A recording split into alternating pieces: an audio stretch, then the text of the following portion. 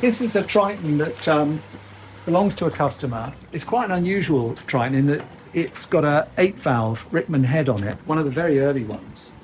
So it's about 700cc. 8 valves, very unusual. I've never seen one. Yeah, it is quite unusual. They were used a lot in racing. It's got a complete Manx front end as well.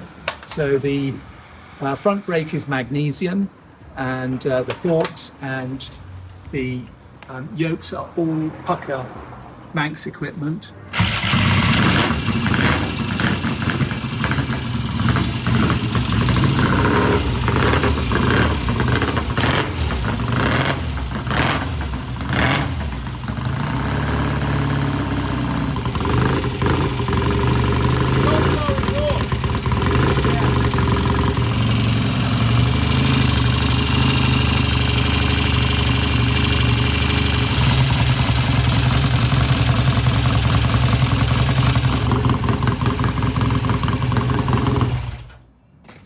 Very nice.